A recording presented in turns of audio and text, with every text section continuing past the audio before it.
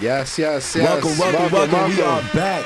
Listen, man, it's the Free Gems Podcast. Episode 40, baby. 40. Listen, we episode 40. We got a special guest for y'all, man. Very special guest. A lot of information, not a lot is coming y'all way, man. We got Harold here with us. You know what I'm saying? Yes. What's up, fellas, man? Thank you for having me, man. Nah, man, I want to say thank you, bro. Yo, right, man. Appreciate you for coming. T-Nex in the building, T-Nex in the house, right. We got T-Nex is some in the building. entrepreneurs, legends, you know what I'm saying? Yes. Some real shit going on here for sure.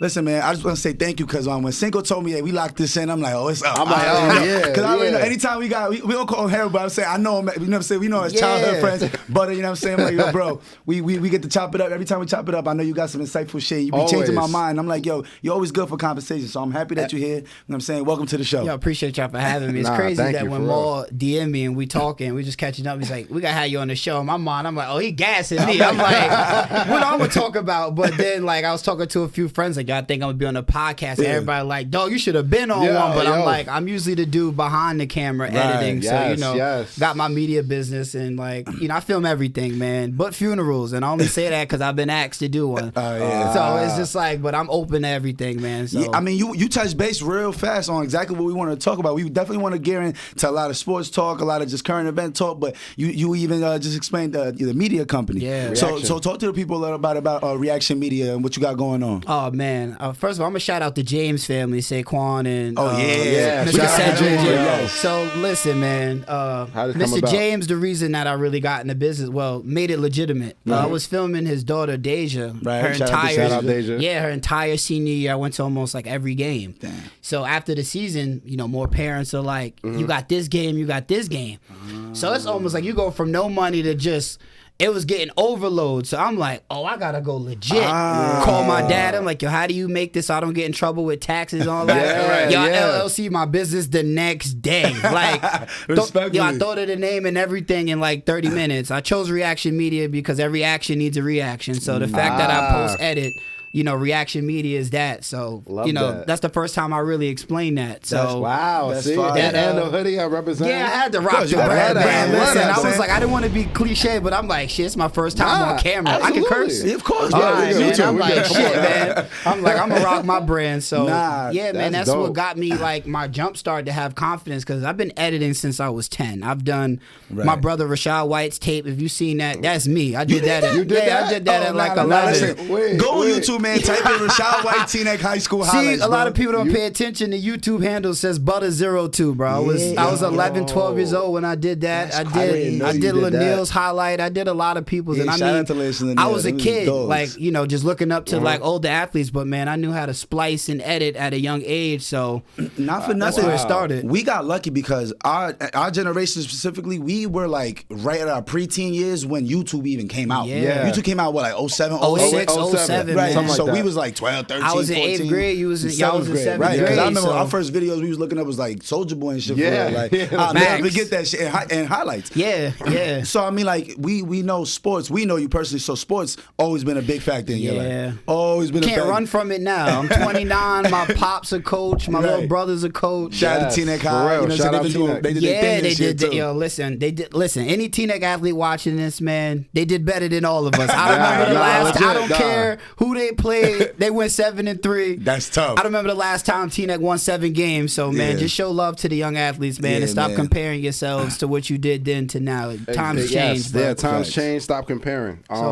So you starting the reaction thing. So it really started with you following Deja in her senior season. Exactly. And how did you really progress from there? I was just filming like full games. I knew I can edit, but man, I also had a 9-to-5, man. I went to college for digital marketing. That's what I do now. So I always had a backing, so I didn't have to like stretch myself thin. So if I say a number on pricing, you know, that's it. Yeah. So, you can stand firm on it because you got the resume to explain. But like, listen, I played it smart, man. Life's about happy medium. So I came in at a good number where I did right by Mr. James, but also didn't feel like I was wasting my time. So at the end of the day, I'm giving up 2 to 3 hours of my day filming and then another hour or two editing it. Right. So respect your time. Time is money. So that was like a kickoff for me to like learn myself, like traveling, easy pass, paying for games, buying food. Like everything is margin out here, man. So like you got to learn how to make it and then what you got to pay out. So So those are things I used that season to learn about, and then I grew from there, man. It was like, then I got hired by the Teaneck High basketball coach, and I filmed for the entire team, and then the football team loved what I did, and I did that. And then the bowling team loved me. I did Teaneck bowling, fencing. So listen to this, man. I'm going to take us back real quick. Multifaceted. So, JP Morgan said you invest when there's blood on the floor, right? So pandemic was our version of blood on the floor. Yeah, a lot of businesses lost because they didn't be able to live stream. I got calls from Teaneck High to film fencing, bowling, and wrestling and live stream it. Y'all bought all the equipment on the phone. I lied. It was like, yeah, I could do it. Never live streamed a day in my life. I could do it. But you'd be a fool to let that money sliding. So you know me. I was on YouTube all night learning audio coding, what equipment to buy. I bought all the equipment, but if you do the math, you spent $600 that day, but I'm about to make $3,000. So do the math. I'm like, come on. So little things like that. So now I'm capable of live streaming, which got me confidence to do podcasts. So, and I mean, my man behind the camera it's like, if it's 3 hours of raw footage, that's 6 hours of editing.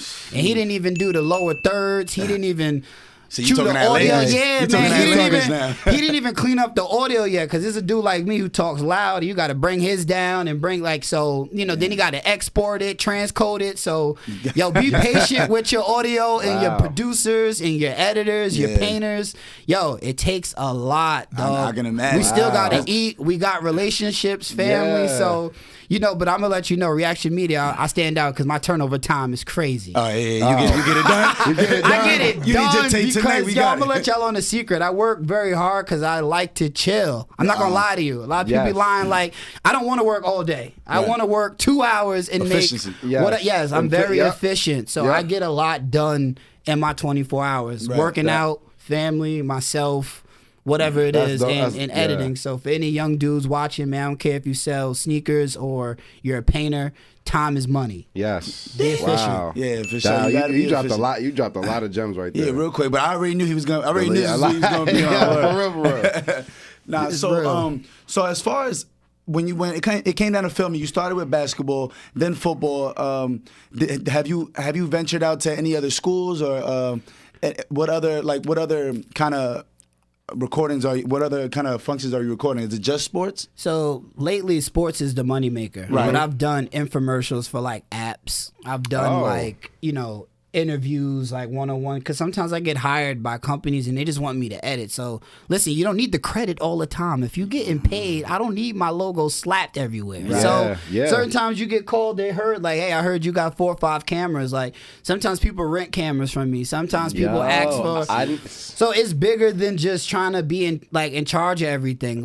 Yo, dog, if somebody wants to borrow your camera, time is money, man. I want $350 for my camera for 2 hours. Because do the math, man. You need to Google businesses around you, like Bergen Camera Store. If he's charging $250 an hour, I'm coming in at $150. Right. Absolutely. Come on. So happy mediums, man. Happy mediums. Stop being greedy out here. I'm telling you, man. Happy mediums. Happy mediums. So I've been blessed to catch on more work as the year comes. Different sports. I've done semi-pro football. Shout out to League of Lions, man. I'm their media guy. I do all their football games, That's hard. And I do Pop Warner football. So I've done Brick City Lions, Englewood football, Teaneck Pop Warner, podcast. So right now I'm just focused in on football, and I'm knock on wood, I should be getting baseball for the first time this spring. I'm excited about that. It's not even about the money. I like learning. So I'm gonna meet different parents, different kids, and learn about sports. Because when I have a kid, he is going to be great at something. So I want to know all sports in case he's like, Dad, I like this, and I'm ignorant. Dad played football and basketball. So that's what we doing. Yeah, I'm not paying somebody $300 to train my kids, so I'm training myself right now. So when the time comes, I know lacrosse now, bowling, wrestling. So it's up. Lacrosse, really lacrosse and it's bowling. I played lacrosse freshman year for a little bit at St. Joe's, man. So I still got my stick. I was gonna say we do gotta touch up because you've been an athlete your whole life. You damn stuff. You know what I'm saying? Reputable athlete. You know what I'm saying? You always been multi sport between. I remember from kids, basketball. You always the fastest motherfucker. I got a funny story about basketball. Always the best dressed on the field. I give you that. I can definitely give you that. Always had amazing footwork. Yeah. Visor crazy. Always had amazing footwork. Straight up. Always had the aesthetic down packed for sure. I remember that. But so touch base. What was your main sport coming up? When did you realize you had a passion for it? Because like you said, you've been messing with cameras and stuff since you were 10, 11 years old. So yeah, I'm gonna keep it all the way gutter with y'all. Yeah. I love football because I had friends in it. Yeah. I did not like practice. nobody like practice. I did not like the cold. I did not like running. I have a story where I was in like 9th grade and not 9th grade, I was 9 years old and got like a new Xbox or whatever. And you know, when you get out of school, school's over at 3. You walk home for y'all went to BF. You know, it's a nice little 15, 20-minute walk. Facts. Yeah. Practice is at 6, and I get there at 6. We jumping at 6. So you telling me I got 2 hours to be a kid a day. Yeah. And that I'm thinking like this as a kid. Right. Like, yo, bro. You wasn't. My dad came home looking for me I like ran away from home real quick so I could skip practice to stay home and play my Xbox. And that's the truth. Like, but when game time came, I was like that. So I think I had that arrogance since a kid, and I still did all through high school and college, man. That's why I stopped playing college football. It was easy. Like, that's the thing when you have that arrogance. It's like, easy. It's that AI says when people are like practice. Like, what you talking about? I'm gonna be ready when the game comes. Dog, and then I'm like, I'm in class from 8 to 3. Practice is from 4 to 11. Like, it's a job. And I'm not getting paid. I have to text my mom for $100 every Friday, and I know she don't believe what I'm doing with it. So it's almost like I gotta send a transcript of what I'm doing with my bread. Like, you know what I'm doing, Mom. So it's like, and that lifestyle was ghetto to me. Like, as scholarship or not, man, ordering Domino's every night and Chinese food because the caf closed at 8, and I'm in film to 11 wasn't optimal to me. So I stopped playing college football because of that, and I transferred back to Montclair and became a student. The best decision I made, man. So sometimes it's like that's why I am, man. Football wouldn't have got me where I'm at. Trust me, bro. Football is not putting me in this tax bracket at all. You mentioned something that was really, really good as far as you started out in football, but you transitioned to all these other things, and not even just filming. You were talking about people would reach out to you just to edit, or people would reach out to you to borrow your equipment. So you integrated yourself horizontally in all these different categories. Yeah, man, relationships are everything. Stop burning bridges off money. If you feel disrespected, just talk. Like, you would hear my definition of gangster. You wanna know why I'm gangster? When somebody got problems with me, I ask. Like, because I don't need to like be walking around looking over my shoulder. Like, it ain't beef every time you disagree with somebody. So I got relationships with everybody because like when it comes down to it, man, and we all want to be that guy. So it's just, yo, dude, we could both be that guy at the same time. So I get these calls because of my character, and sometimes I meet people I'm close with not knowing they're close. So say if I met y'all at separate times, like say if I was a dickhead to you, but you're like, nah, that boy is my man. But I'm very prideful on, good impressions. So I make sure I'm treating everybody right. So when I'm not around, people talking well about me. So therefore, it's a lot of people do what we do with this media, music, sports. Your personality and your character is what separates you. So put you on another level. I think that's what separates myself from a lot of people is just my character, man. So. Nah, for sure. You always had a high character ever since we was kids. Like I remember, because that arrogance on the field, it translated in real life, but it didn't come off like arrogance, like in a bad way. It was never disrespect people. Like my son was swaggy. Like I was just talking about it. I never disrespect. You was the first thing I seen that was 13 with a tap. No, the first one sleeved up. Legit. First one sleeved up. It didn't help that Rashad was like 17 fully tatted. So seeing that again, it's like it makes sense. Yo, kids looked up to Lil Wayne and Jay-Z. I looked up to Rashad White, man. For you kids that don't know who that is, man, it's like my big brother right there. For real, my first idol. So you know what I'm saying. So I got tattoos because of him. So I seen that, and it was the coolest shit I've seen since I had dirt bike. So I'm like, shit, fuck these dirt bikes. I'm about to look like him. So and I caught up, boy. I got two sleeves done by the time I was 15. No, you feel me? The first one with sleeves. So shout out to St. Joe's, man, the first black kid to walk them halls with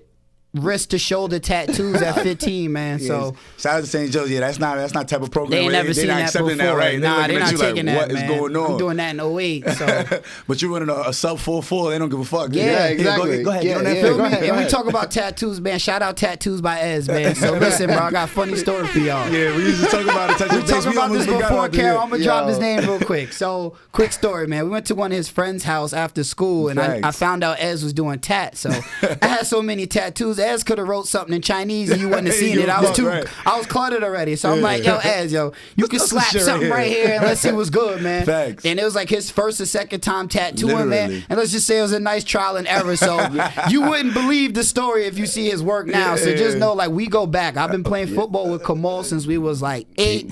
And his dad never missed a practice, bro, with the dog. Like, when I think about Kamal and his parents, it's that black and white dog, and he be chilling around the fence running. So, like, this ain't no random episode right here. I know these brothers shit going on 2 decades. So, and we all do different shit, and that's what makes T-Neck special, bro. Like, we all got our best friends, but we all do shit different. Like, your man Ian's does beats, and you do tattoos. So it's like, you know, you're in real estate, and y'all hear your funny story. Every time I see his real estate cars in Golden Grill, I used to slap my shits over his, because, like, I'm like, yo, Kamal got all these shits covered. I'm like, dog, I've been getting bacon, egg, and cheeses here since I was 10. Like, let me get my own slot. But, yo, it's just cool, marketing, man. Like, yo, T-Net kids, man, we a suburban town, bro. A lot of us are well off. So being entrepreneurs is special. That means you have a drive, bro. A lot of us get very comfortable coming from Bergen County, man. If your parents are from T-Neck, your mom pays $12,000 in property tax. So stop trying to make your life harder than it is. You don't need to be tough. And it's easy to get caught up in that. It's so easy, man. So like, take advantage of being from the burbs. Like, when I went to JUCO, is another reason I quit playing football, man. I met some dudes who really, like, needed football. Right. Had kids at 16, dog, 17. I got a pool and a basketball court. Like, I play this shit because it's light, and I started feeling guilty. So I feel like I was taking a spot from somebody who needed it, because keep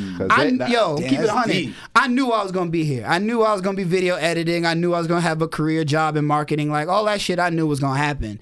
Football was just like, how long I use this to get girls? I mean, come on. Like, I didn't have to spit too much game. I was just uploading pictures of practice, and come on, girls love athletes to this day. So now it's like, they love me because I'm a businessman. So transition it over. So man, you don't got to be an athlete forever, man. Just be a good man and a family man, and listen, it's all gonna pay off, man. Facts. And you were talking about, I just saw you just got a promotion at your job, right? Yeah, man. Listen. So let's talk about that. You went to college for digital marketing. Digital marketing, man. You graduated from Montclair? Listen, I'm gonna let you on a secret, man. I was like Kanye in college. When I mean I'm a college dropout, I mean I got a career job while I was sitting in class. Like, I'm in class for marketing, bro. Like, listening to this teacher talk, and you want to be respectful. I took film classes, Excel classes, stuff you need in marketing. I deal with a lot of numbers, so can't be copy and pasting. Shout out to everybody who knows VLOOKUP on Excel. So little stuff like that. And I got a job sitting in class, and I stood up and was like, it's done. I'm out of here. Yo, my dad would tell you, man, I saved up for like a month and a half, all my money. I ate at PB&J every day, stacked up like 5 bands. Called my dad like, I'm moving in your condo. And that's how that started. Wow. So, like, I was living off like popcorn, but it didn't matter. I was 22, 23 in my own condo, had my own car and stuff, and that was bigger than me. Then, I was putting $10 in the tank to commute. It's up. I'm not going back to class. So I went from no money to, I was making like 50 grand at like 23, 24, and that was big. And hell yeah, at that time, right now, so like, I understand, man. Like, you should know what you want out of life. People want Lambos, and I don't want that, man. I'm getting 10 acres, a bunch of quads. I'm wearing duck boots and overalls, and I'm done editing. Like, I'm stacking all this paper. I'm retiring at 45, man. Like, I'm not into all of that, like that. Getting rich stuff. I'm getting out of the way. Like, I love that. I can't. Like, I'm 29. It's hard waking up working for somebody. Harold at 45, I don't know how arrogant I'm gonna be. Like, he said what? Like, do what? Like, man. So everybody needs a goal, and my goal was freedom. Like, from parents, from people. I don't like rules. I follow rules. I've never been suspended from school, never had ISS, none of that. But I'm my own ruler, and I've been like that since a kid. Like I told you, I love that. Hey, I ain't gonna lie. One thing I do remember, I'll never forget. Hey, bro, we used to be freshman year of practice. First of all, ain't nobody was driving. None of this shit. Yo, this nigga used to show us practice in a Hold BMW, 3-4 other frontin'. 14, 15-year-old niggas in the car. Frontin', I'm like, yo, this nigga Yo, is wild. I had the Friend. coolest parents in America. Now, Yo, God. Like, both of them. Shout out out, to both of shout them. out Harold Senior, man, Yeah. and my mama. Like, Both I was of them. driving freshman year. No bullshit. No Every day, parent, though. no I'm talking about every day. permit. No, You know just- what I'm saying? We driving to practice. Like, we Yo. driving to get right pizza. We driving Yeah, right. everywhere. So, Yeah. but once again, Yes. that's what shows you how I handle freedom. Right. I never got pulled over. We didn't crash. Right, you was never Yeah. on We bullshit. We didn't drive drunk, Right, so none of that. I So know you how were to never- I know how to handle freedom, Yes. bro. Yeah. So me getting a job at a young age, I was ready. So I felt like I was just waiting for my time. So that's how I got Wow. into this career, man. So yeah, I'm a director in media now. Okay, director. Okay. Yeah. I was a specialist elsewhere for the first 5 years, and my dad taught me freshman year of high school. Your life's supposed to change every 5 years, and it's like he put like Wow. I he like put that. like a good spell on me because my life has literally changed every 5 years. I moved up a tax bracket every 5 years, and life changes, whether it's relationships, family, like for the good too. And sometimes you need to learn too. So sometimes it Absolutely. can be for the bad. change but it's is only good, gonna man. fulfill. Change is good. So, shout out to my dad, man, with the mindset he really instilled in me at 14. I don't believe in getting complacent. So, all you young people out there working a career job, it's cool to do 3 years and bounce. You're not supposed to stay everywhere forever, bro. They'll get rid of you like this. So, stop yes. that. Facts. Stop You know, all these holding niggas your shit. loyalty to like a job. It's good to be a good worker. Like, you want good markings, good standings, but remember, people are replaceable. So work for you first. Save your money, because when it rains, it pours. It pours. And the worst thing, you want somebody to pull a rug under you. So, I could float the way I do in this world because I stacked up enough that if you start acting funny, I'm cool. I ain't cool. worried. That's yeah. cool. So One thing I noticed that as you were telling your story about like going into the moving into the condo, betting, you really betting on yourself. bet. Yeah, man. And you just refuse to go under that. I've had that same reoccurring scenario in my life where like every time I feel like leveling up, I'll go for broke. I'll go for broke, and I'm ready to add this crazy bill onto my lifestyle. I'm like, all right, we gonna figure this out from here, because ain't no way I'm going back. Yo, you feel me? you can't. For whatever it might take. It might no more dates this for the next 3-4 months. It Yeah. might, you know what I'm saying? I might be Yeah. a lot less moving around because I'm spending too much on gas. Whatever it takes, but Yep. whatever's gonna take to make that happen, you got to make it happen. Facts. And I think it's important to add that pressure onto yourself naturally like that, like to not be complacent and understand like, all right, I could be living the same lifestyle, maybe save a little more, but it's like, nah, I'd rather go level up, you know what I'm saying, and figure out how to still save some more. You feel me? Yeah, Like- I got a good story. Okay. I got a good story. You don't even know I'm about to tell this. When you first bought your home, first bought your home in Newark. Yeah. You put your- 2017. 2017. You put your deposit in, and you said, "Bro, I've never been this broke." Am I- But you were so happy about it. He was happy about it. He was like, "Yo, bro, my account has never looked like this a day I in had my life." $153 to my name. And he was happy about it. But 'cause my he was brother happy was toward the thinking future. 10, 15 Yes, yes, years ahead. right. Like, I'm Chess, broke not checkers. today, but as at 45, I bought this bitch at 230. That shit Right. gonna be 580. So, you know what I'm No saying? bullshit. I'm like that. I'm like, yo, I'm cool with the PB&J for 3 weeks, 4 Right. weeks, because, dog, when that drop, it makes up the 4 weeks in the next 4. So, some people, you got to know your lifestyle. Like, I don't know how you brothers spend, but, some people need new clothes all the time. Yeah. Some people have to get a new car. So, your success, depends on your vices. Like, there's a dude who 100%. makes less than us but saves more because he's cool with eating home every day. He's Yeah. cool with leftovers. He's cool with the Champ bus suits. and the... You know what I'm saying? Some of us need that fire. And listen, buy the fire. If you can afford it, you buy it. But just don't be confused why you're like, I'm going in circles. Like, Exactly. I tell people you got to that all the time. sacrifice, bro. Whether it's going to the club, buying on your lady, you just got to be like, yo, write it down, do the math, and just say, I need to do this for 90 days, 120 days. And Damn. it pays off for the months you sacrifice. Trust me. Just Delayed chill. gratification. Delayed gratification. Yeah, That's man. what it's about. It's gonna come. It's man. gonna come, right? gonna In time, come, right. bro. Sometimes it's just Gonna not your come, time bro. yet. Kobe wasn't the man to his 4th season. Legit, literally. Nobody remembers Kobe averaged 9 points his Yeah, first yeah, 2 yeah. years. Legit, You yeah. remember 81. You remember 50 Yeah. points straight. You Yeah. remember all of that. So Facts. we all No, can't be that's- LeBron out the gate. Out the gate. That's Right. that's what. Right. God chooses who, like, you gotta understand, man. Michael Jackson and some of these greats were chosen. Like, No, God 100%. real. Like, Yeah. you blessed to do who you supposed to to be, and that's when purpose is real. A lot of people don't know their purpose, and everybody's purpose isn't being rich and buying Lambos and riding on yachts. Your purpose might be a YMCA director. Your purpose might be, you know, 100%. Starting a nonprofit. You just gotta like look inward, man. The money gonna look inward. Listen, I used to chase money too.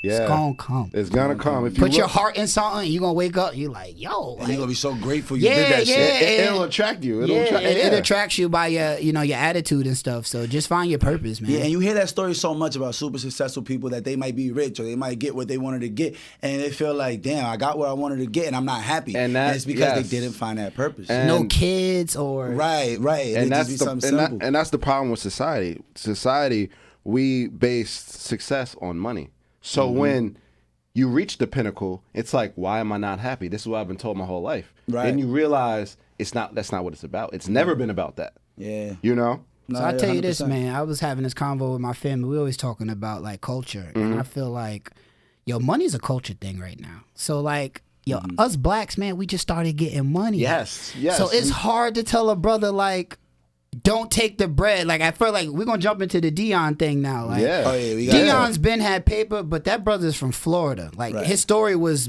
working hard to make enough to get his mother out of whatever situation it was. I don't know, what class they were in, but as blacks, man, we're really just starting to get money for obvious reasons, man. Jim Crow, slavery, like it's obvious. Yeah, so when you really think about it, it's hard. 67 years. Come on, it's hard for us to be like, all right, I'm going to stand up for what's right and lose my money. And that's why Charles Barkley and Shaq and these brothers be saying that bullshit, because a lot of people of us come from nothing. So, I know our brothers, at the end of the day, we all human race. Whites, man, they've had money for years. Generations.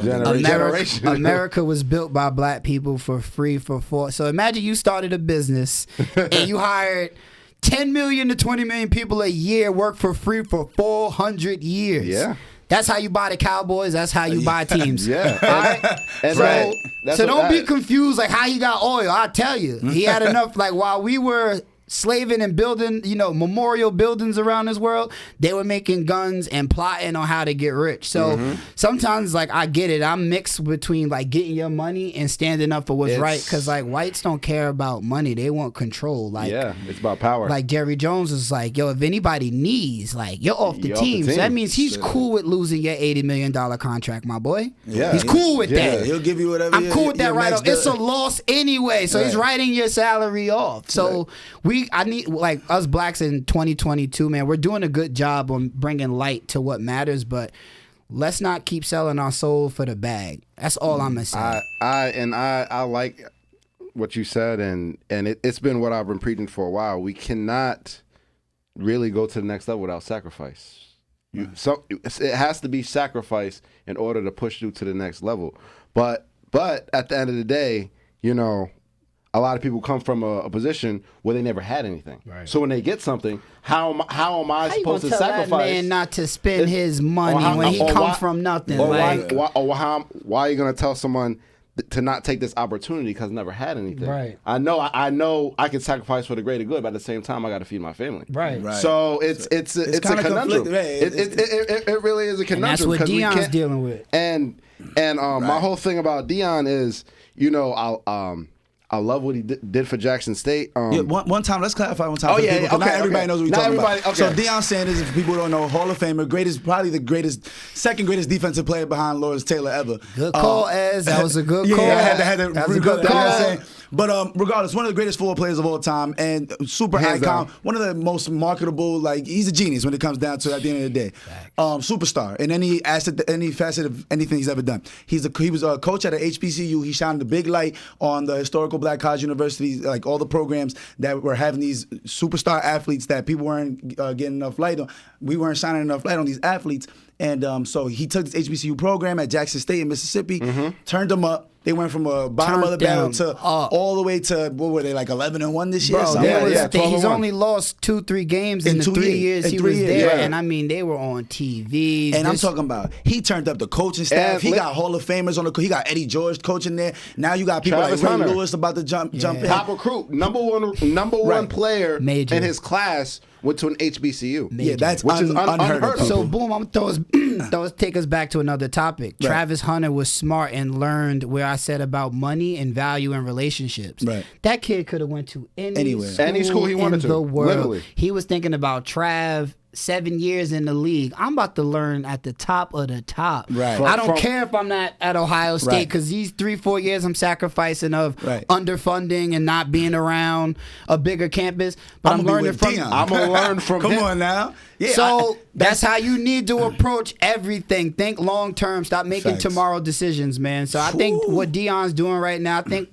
we don't see it now. Oh, and for people who don't understand, tell people what Deion did. So he's been at Jackson State HBCU, the head coach there, and he just he's leaving there to take the job at Colorado for 10. He's gonna make 10 times the amount. And it's not about the money though. For him, it is. You think for Deion it's about the money? Why do you think he's going to Colorado?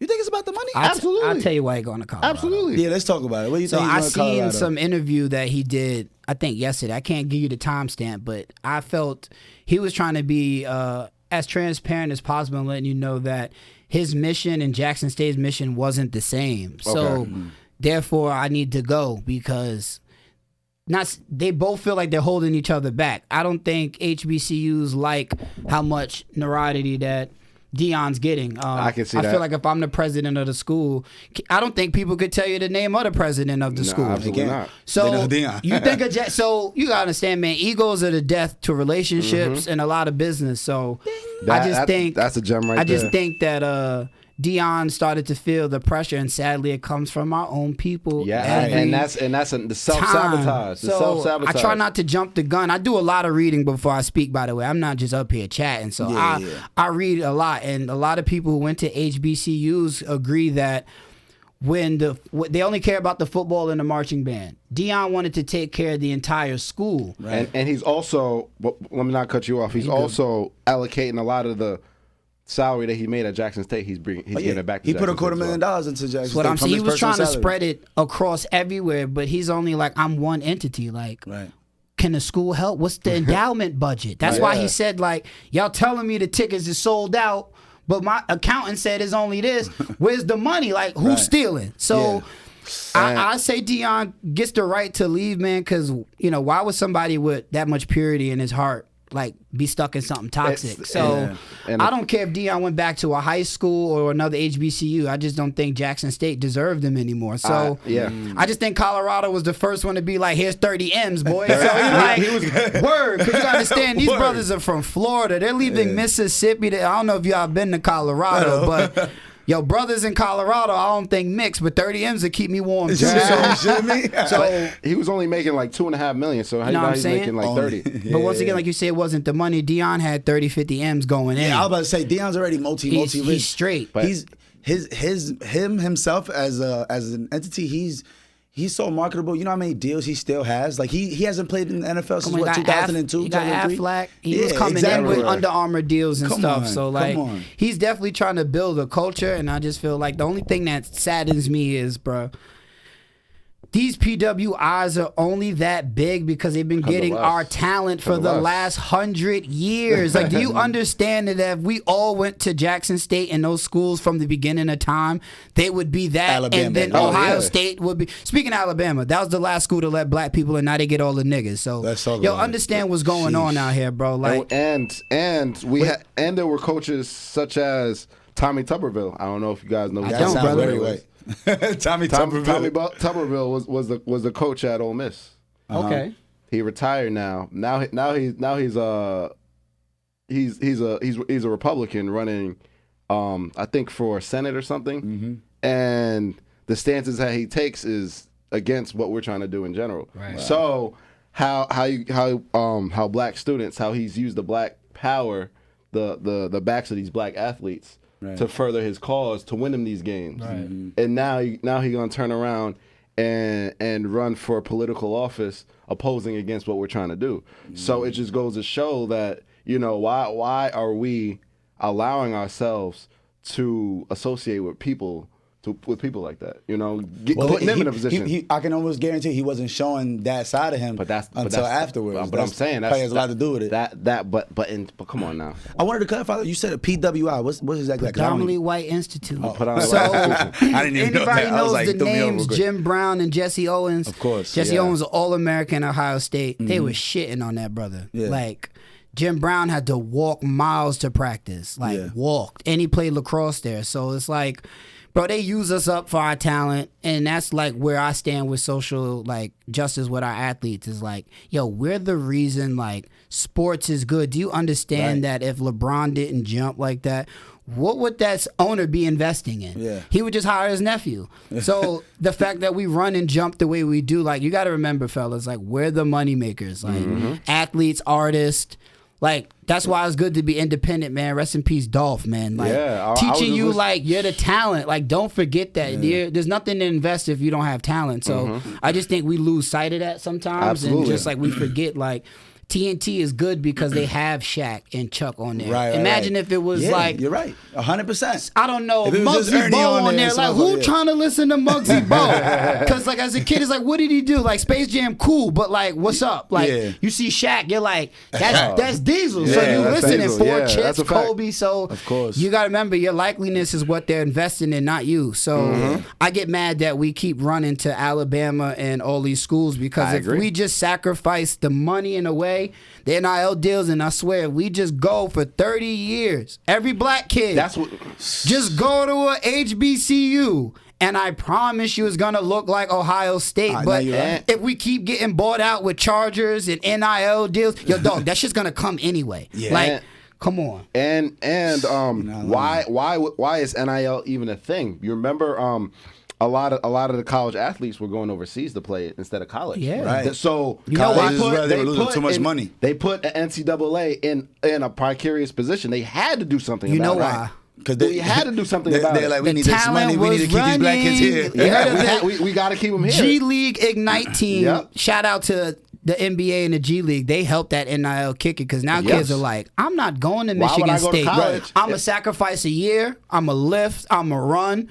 Fuck school. Fuck the system. I'm not gonna travel around. Come on, I got an agent. Yeah, he's hitting me over the head for 10%. But once I get this bread, I'm gonna pay him off and get him up out of there. Yeah, facts. So the NCAA does the math, and they're like, "Yo, we're losing $250 million in likeliness because these kids are all right, man. We're gonna toss the money and look." And you got to realize these are the top of the top athletes. You're going to the league. Quick shout out to LeVar Ball because I feel like he trailblazed that shit. The way he handled LaMelo's situation, he put that pressure. They wasn't ready. It's almost like Deion. You don't know what they're trying to do until it's done. LeVar was he changed the game. I don't care what nobody say. He changed the game. Absolutely. He made LaMelo a millionaire off sneakers when he was 16, and that's what made him ineligible to go to NCAA because he had been paid. He took money at 16, and he was thinking long term. He wasn't thinking about his son at 19. He was thinking about LaMelo at 50. And LaMelo at 20 has $100 million. So imagine what he's going to have by the time he's 50. You know what I'm saying? And shout out to LeVar. His kids don't get in trouble. I mean, stealing sunglasses, everybody steal. That's but regular, his kids ain't driving drunk. They not out here.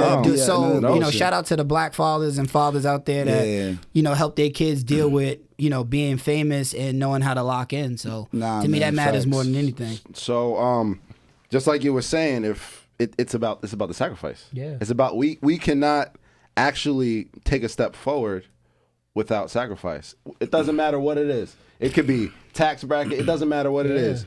It's easy to do a horizontal shift because there's no tension there. If you want to do a vertical shift, now you have to put something extra in. Somebody got to lose power. Somebody's got to lose money. Has to lose money in order for us to go to another level. I was going to say, it's kind of conflicting, though, because it's kind of like you said, it's hard to tell a kid, how you supposed to tell him, take a little less money.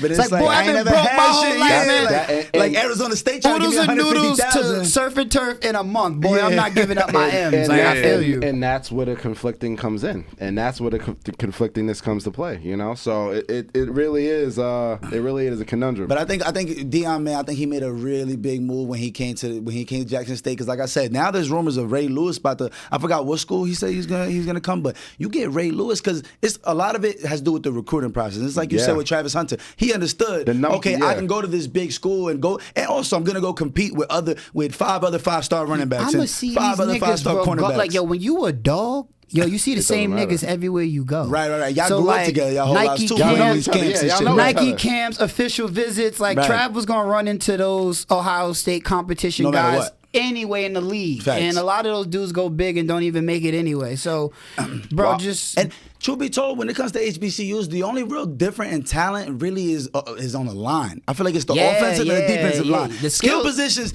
if you a dog, you a dog for the most part. We all fast and jump high. That's what I'm saying, bro. right? We all fast and jump high, right? Especially if you and you see that because you see these D2 athletes and you see people like Austin Eckler, undrafted, Division II athlete, comes in. He's a dog. He's a top 3, top 5 running back in the league, however you want to put it. Yeah. He's leading the league in scoring almost every year in the last 3-4 years. He's a dog. So it's like, you can't tell me that he wasn't better than all these other kids that had went D1. He went the D2 route, but it's like, man, if you a dog, you a dog. And in the skill positions, you could beat D2. Some D3 athletes that come in. You see people like Jordan Love and Carson Wentz. They came from D1 AA, and they were top 10 picks in the draft. You know what I mean? Jerry Rice D3? Yeah, Jerry Rice. He went to HBCU too. I'm trying to remember. Walter Payton went to Jackson State, and I feel like ESPN just. Oh man, ESPN does a bad job with marketing, and just telling stories to me. The reason why I'm also that's my agenda. I'm coming for SportsCenter. Okay, with accurate and information. Not that it doesn't matter, but they only tell the profitable story. Yeah. Do y'all know Dr. J swept Magic Johnson in the finals? No, because who wants to hear that at 8 in the morning? But no, they'll keep telling you how Shaq and MJ and all these guys keep winning. There's more to greatness out there. You hardly see a Akeem Olajuwon flashbacks. It's just Michael Jordan and Kobe and LeBron. You really don't. There's other greatness out there, People bro. don't know about the dream shake. Show Reggie Miller. Show Charles Barkley more. All you do is show the goofy side of some of these people. And Walter Payton, one of the greatest running backs. He went to Jackson State. A lot of those guys went to HB, but they're not showing that. They're just showing Travis Hunter and Deion. It's inspire kids with the truth. There's more to athletes than just LeBron and Michael Jordan. A kid might play like Dr. J more than. So I just feel man, I wish ESPN just did a better job telling the whole other stories. So much more to football than just. Now you just sucked my head up with Akeem Olajuwon. You're right. They don't talk Dream about that 1, never. 2. They never talk about that. Dog. He's a dog. They say probably the best defensive big man ever. Yeah, and that's all they see is talk about it. They won't show it. Five Slammer Jammer. Five Slammer Jammer. That team was different. So I just wish sports, man, and media and journalism just starts telling more stories instead of the same 5, 10 same names. ones. Yeah. The same. It's a copycat type of thing. What's going to make you the money? What's trending? What's trending? What's going to make you the money? What's going to get my ESPN typed into Instagram and Twitter more? But see, that's what I'm saying. We're going in a great step in the right direction because that's exactly what Deion did. You take the #1 kid from high school to come to HBCU. Drop him right in there. Most unheard of shit in the world. Jackson State must have been Googled a trillion times. A trillion times. Where the fuck is Jackson State? Where is it at? And guess what? All these other kids are going to be like, why would Travis Hunter do that? It's not like he was the number 10 in the nation. No, he was the number one recruit. He could have went anywhere. And he's from the state of Georgia, and state of Georgia has some of the hardest playoff class brackets to win. He's playing dog. Yeah, so he could have went. Trav was like that. It didn't matter where he went. Like you said, it's about learning. So relationships, man. I just say you go out there and just try to build as many good relationships so you can learn. Stop, doing stuff for tomorrow. Truthfully. Yeah. And you also go on these programs because they're shifting you. They always say a coach isn't just coaching you to be good on the field. They're trying to mold you into a man. Yeah. And that's super important. That leadership and that the quality of the people that are really inspiring, who you're learning off of really matters. So you got people like Deion who's been through his trials and tribulations, who's been through the ups and downs. We've seen his down, we've seen him crash, and then we've seen him elevate. Now you got his kids, Shador and what's his Shiloh. You gotta remember Deion never been in trouble. Deion Jr., he has 2 separate spouses he had his kids with. Deion Jr. went to SMU. I swear I don't know what it stands for, but I know it's the Red Southern Mustangs. Methodist. Southern Methodist Thank you, bro. All his kids are athletes. You know what I'm saying? That is the easy part. He's trying to teach his kids how to be black businessman, and I'm sure his kids are getting the best insight to these loopholes and how people treat you when you're a man of color and you're really trying to change their system. Because at the end of the day, man, HBCUs are black presidents, but you know who built them buildings. You know what bank owns them buildings. So at the end of the day, if you still bank owned, you're not making no decisions. If you have to get a loan to do anything in your life, your house, your car is not yours. It's not. It's so really not. If you out here and you talking crazy, you just reminded me I don't own my car. And listen, I love cars. Oh my God, that's gonna be one of my vices when I get the real bag. But understand that's a depreciating asset, bro, and that's the bank's car, not yours. So that's why when your car builds value, what does your dealer do? They call you like, we're gonna give you more for your car, because they about to go sell it and put another dude in the loophole. Like, you know what I'm saying? 5-year loan, Come 6-year on, bro. loan. Listen, it's all a cycle. It's a system. So when you start trying to break systems, man, that's when it gets ugly. So and when you start to break systems, but now you're sponsored by the system, by these companies. When you work for these companies, now you're muffled. They're all the same. And so guess like, what? When you don't own it, now you have to be more compliant. But if you own it, now you can change the narrative. I'll give y'all an example. So Kamal's Chase Bank, I'm Under Armour, you're a college building. Nobody knows that we're cousins or in the same political party. Right. So when a player like Kyrie or Kanye says something crazy, yes, our businesses have nothing to do with each other. Right. But y'all my boys, so it's like, oh, he can't have the money in your bank. Oh, he ain't making sneakers here. And you're like, oh, he can't come to this school. So they shut his school down, took his sneakers, and ripped his money. And y'all crazy to think them 3 CEOs ain't in, like, come on. In the same group chat. Because when we're all millionaires and billionaires one day, we're going to be eating at the same restaurants. Exactly. We're going to be voting local the same. We're going to be doing the same. That's just how it goes. Like, at the end of the day, you may not notice it, but when you move up in tax bracket, stuff changes, your relationships change. So that's why it's good to have a good relationship, because you cursing that man out at a restaurant, you don't know who his brother is. You don't know who they know. You don't know who his godfather is. You don't know who his uncle is. So you're like, why can't I get over? Or on the opposite, or on the opposite spectrum, let's say you make a good impression on them. You don't know who they know. Goes a far you don't know. way. Oh, excuse me, sir. What business are you in? Wow. I had a very respectful conversation with a young entrepreneur. Boom, boom, boom. Plug you in like that. So at the same time, if you make an ass out of yourself, you don't know who they know. But if you set a good impression on somebody, you don't know who they know. You only get one chance to make a first impression. So Kanye and Kyrie did a good job shaking Ruffling the feathers. Who's with what. So they made that real clear. Listen, advice: don't do that unless you got the money to do it, because you can fuck up a lot. And you might not be able to get your way back. Come on, you want to not do you want to get black people over the hump, but you don't want to chop your feet off either. You got to play the game. Yes, because we're in a system. It's you have game. You have to play the game. You got to move inch by inch too. You can't be jumping leaps. You know what I'm saying? You got to navigate the waters to ever get out of it. It's what you just said too with Kanye, where you were just explaining like how. If you don't actually own it, if you're still going to the bank for a loan, you don't own it. If you Kanye still worked for Adidas at the end of the day, and he said Adidas can't drop me. They took his money. They said, "Oh, what? They took Ye money so fast. I don't know if he ever had it. I ain't never right. I'm like, how did they do that? Imagine your job director deposit you, and you cursed him out, and you wake up and they wrote negative. You know when it's green and it's the plus. They went right under pending. Like they ripped him. So it's like he couldn't use his bank cards. He couldn't use none of his. Chase said, take 80 million, 100 million cash out of our bank. They kept Epstein's money, but they told Ye to get his money out of there. Because that is crazy. And that's crazy. The premise we don't. That should just wake you up to be like, all right, you should be like, when we can't just look over what he just said. So when that happened, I went on Google like black banks near me, because it's like, because once you crack over $10,000, man, you start getting taxed. I'm me, I got 9/5 spread out, so it's like, but you eventually want like a centralized. And I feel like don't be going to these. I want to say, because, bro, you never know who you're going to be in 10 years. And if they don't like your views, your religious views, they're going to call you like, Ez, like, we know you bank with us and you're a private client, but hey, man, we need you to go.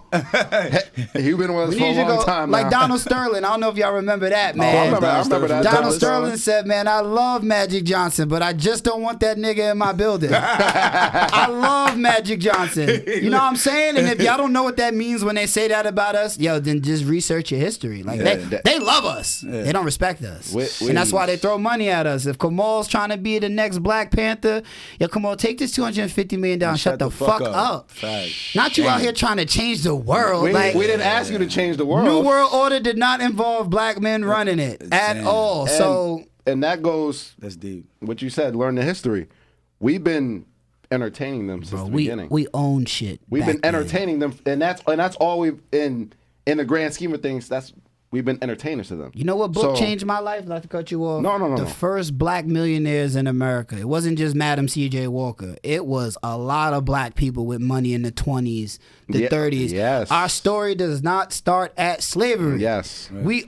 We had Freedom Banks. We had Black Wall Street. Yeah, they keep bombing it, but that should let you know what's going. Bro, they still dangerous. Now it's not real bombing. It's like social warfare. Right. It's like we're gonna bomb your likeliness. We're gonna bomb your connections. Like, bro, every time we built something, like, man, reading that book, man, Robert E. Churchill owned damn near all of Memphis. Every time he opened something, what you think happened? Lynch mob. Do you think these brothers went to jail? Hell no. Not. So it's like, we need to start cycling black money, man. What's happening is, bro, you open up a bagel store, I open up a bagel store. Dudes are like, man, I ain't going to Kamola Butter Bagel Store. They need to fuck with my shit. The other cultures support. Yo, bro, we from Teaneck. This should be a good example to y'all. Yo, we have 9 bagel stores. In Teaneck alone. Come on. They're never closed. You're right. Never. You know how much commercial rent is in Bergen County? You know how much bagels you got to sell to make rent? It ain't about the bagels. It's the connection. It's about the community. It's about the community. Other cultures circle their money together. If Kamal's son's a doctor, we go to Kamal's son. Your son's a lawyer. Come on. We don't do that. We like, fuck Kamal's son. I'm gonna hire my Jewish lawyer. And now it's over. And once we start working money back together like they did in the 30s, like, so I feel like we're moving backwards. Like, I agree. Yeah, we're getting a lot of money and buying shit, and we're lawyers and presidents, but what do we run? Nothing. Like, name one thing we run. I get it. Okay, we got Instagram, but I also feel like it's an exponential amount more of entrepreneurs, of people that are understanding we need to own some shit, we need to do some shit. And then you got people like Diddy. I use as a great example because he owns Revolt TV, a media company. Like, where have you heard of a black-owned media company besides Oprah? Oprah's another one of those, you know what I'm saying? And you see where that got them. It got them billions. So, like, I know we're heading in those right steps because then you got people like Diddy who are opening platforms for people that, like Young Miami to have a podcast is getting awards now. And Drink Champs is off. Drink Champs, right. These are some of the biggest podcasts, not just in urban and pop and hip-hop culture. In general. In general. These people are rivaling. They're coming up rivaling with Joe Rogan and all these giant other, Full Send podcasts, like the bigger podcasts. They're going to be right there in a few. And it's because of people like Diddy that understood, yo, we're going to open the door and we're going to actually give people keys. Like, yo, here, hand out some keys. Here, go. Everybody go through this door. We're going to figure this out. You know what I'm saying? I like your look on that because now it makes me think, like, you know, a lot of us want to see us catch up with power. Yeah, I just don't think we are going to live to see it. It's just going to happen, though. You got to remember, humans, we only been around like 200,000 years. Like, this shit really just getting started. Like, facts. The world we know now is not that old at all. The world is like 10 billion years old, and the civilization we're in is only like 100, 200 years old. Right. Literally. So, like you said, Diddy is the one of many that I hope continues to grow. I think a lot of people, we want instant growth. Like, we want to see it right now. We want a black Chase now. We want BET to really be black. They didn't do that that fast. I just think it's going to take, some time. I just hope, like, as we're all getting older and richer, that we're taking note of how to get power. So, I was telling Kamal, well, you about to say something. I want to cut you. Go ahead. I was telling Kamal, we and him were having a discussion about, we always end up talking about Kanye, but we talking about Kanye, and I'm like, yo, he's going off the cliff, but we've also never seen what he's doing. We've never seen first of all, I'm glad you said he's going off the cliff because I love DA too, but he's going crazy. He's going crazy, but we've never seen this. And and he said something slick in I think it was 24 hours. He said what they vandalized, they'll evangelize, huh? And I'm like, yo, that happened. They hated Jesus at one point, and then they turned him, and then he became who he was. Like, I love Jesus' story. But that's what I'm saying. Like, everybody looked down on him. They looked at him as homeless. He wasn't even allowed to stay in the house. As a kid that went to Catholic schools, that's what convinced me of Christianity was the Easter story. Like, could you imagine you killed somebody and you buried him behind like a 10-ton rock and with hired soldiers, and we moved the rock and he not there? Boy, I'm believing in him too, brother. Like, he came back. Like, bro, he's back, and like eventually he's gonna come back too. And a lot of know people like sitting the raft and all that, but I think he's gonna come back to like help restore like what I think we need to like start over. Right. Like health is bad, mental health is horrible right now. I'm not gonna say it's gonna be a black hole, but something's gonna hit this world, not like a meteor. Shake it shit. up. Like people need to like family isn't the same no more. Like no, everything's changing. we used to sit at tables as a kid with our family. Like now, like everybody take their plate in their room with their phone. It's like we're losing like that connection, and then we only lean on family when we need them. I feel like me, I'm 29. I try to like be around my family like almost all the time because it's like that's what matters. Like, at the end of the day, that's what really matters. So I think family will help black people move forward and stop feeling like you need to do it all by yourself. Like call your aunt, we all don't gotta get it, a dad and a mom. I got friends with the opposite, both like bro, and I know dudes more successful with none. Or right. So don't stop using like your faults for like crutches, man. Like, your current situation. Use it as like a vault. Don't lean on it for so long, man, because I know dudes who've made it out of all situations, but I do believe the more we start getting closer to like our cousins and our family, and we come together and think the same, we can start owning more and really start taking over. We're not going to take over with Instagram memes. I promise you. Reposting like Black History on lock. I love that shit. But no, we clicking through that shit. Like it's not really people need to see change, not just tweeting it is cool, like social awareness. Like I get it, but we need to do more. So like, donate. Use like an hour of your time to go to like a YMCA and go find out like why people are poor. Like figure it out. Stop just going by what TV tells you. Like and that's how you get lost. Not homeless people were like on drugs. There's a dude that made a bad hedge fund investment. He's fried. Yeah, like there's a lot. People have medical bills. That's what I'm saying. Or some people just go mentally. I think that was really important though. What you said though, you got to tune back in with your family because, like I was just telling you, I have a long lost cousin. Like literally for 20 years, and then he comes back in the mix. It's about to be your best friend. You don't even know. Right. That's how it really be. And that should be your goal. Like now, I'm come to find out he's in the military. Come to find out that he finds out my brother was running for senator of 33rd district in New York City, and he's like, "What the fuck? I got your brother? He's like, shout out to Ez's brother, man. That's major. He said that like his brother's running for like student class president or something. But see, like if me and my cousin didn't tap in, he would never know he has a cousin that's already working on something higher up, and I wouldn't know I got a military connection in my cousin and how we could benefit in whatever way we can benefit know each what other. y'all could do Each one together. teach one. Yeah, and then we have that tie where we're naturally gonna want to help each other just because we got the same last name. Yeah. Just because we naturally gonna want to see each other do better, which doesn't really go for how we feel about strangers automatically. You know what I'm saying? We tend to have a little bit more like animosity or more. I don't want to say hate, but we kind of standoffish. So be like, damn, how's he doing that? It's because somebody see you from the same environment, and instead of asking why they ain't make it, they asking why he made it. Yes. Ding. That's the problem. Yeah. Like, ask like, yo, Ez, how the fuck did you buy that crib? He gonna write it down, and I promise you he gonna tell you. But when y'all being arrogant and be like snubbing people's like accomplishments, that's why you ain't got no light, because you just throw shade. Like, Ooh, I like that. So I just feel like once again I cut you off, but back to family, man. Like then the Kendricks family, like you don't know what his family's gonna do in 10 years. Right. Then y'all come together. Then y'all start reaching, and that's all other cultures do that we don't do. That's the only difference. That is exactly. We don't come together. We're too busy counting. Like I'm sure, like I'm not saying LeBron ain't do that, but Michael Jordan probably like, shit, LeBron got $1 billion now, I gotta get 3. Yeah. And I just feel like that's how we think. Right. And that's how Ye was talking too, and I didn't like that. He was like, man, I got $1 billion and I hate, when I go to Taco Bell for a taco because it costs $1 and now I'm not a billionaire. So like petty shit like that. Like, yo, my boy, chill. Losing it. Yeah, like chill. Like hey, the money gonna come, you great, but you wanna like bring your people up with you. It's like we get $1 billion, like, you ain't got $1 billion, like you can't talk to me, like what?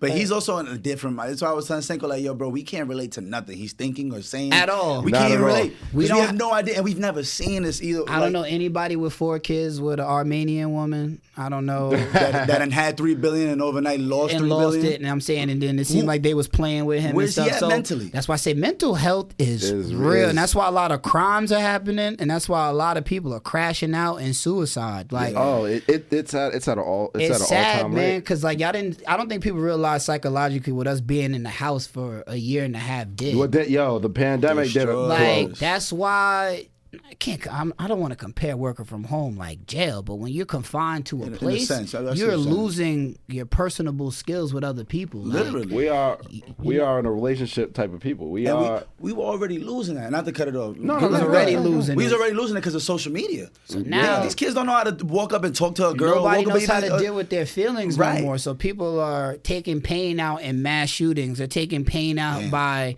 shooting themselves. Like, they don't know how to deal with their pain or even how to talk about it. So, and that's why young brothers be crashing out. Like, yo, dudes are getting beat up Monday, coming back Friday. Like, it's up. Yeah, I'm shooting this shit up. Like, I can't live with getting laughed at on the internet. Like, that comes from mental health, bro. Like, not having true confidence and learning how to, like, realize, like, yo, these are just moments. Moments last, like, a couple months, bro. But don't let the moment define you. And people letting their moments define them of all ages. I know people, like, you know, whether it's relationships, family, friends, like, yo, we all gonna take a step back. But if you let that define you, yo, you're done. And that's one thing I try not to do. I've had a lot of setbacks, personal, business. Sure.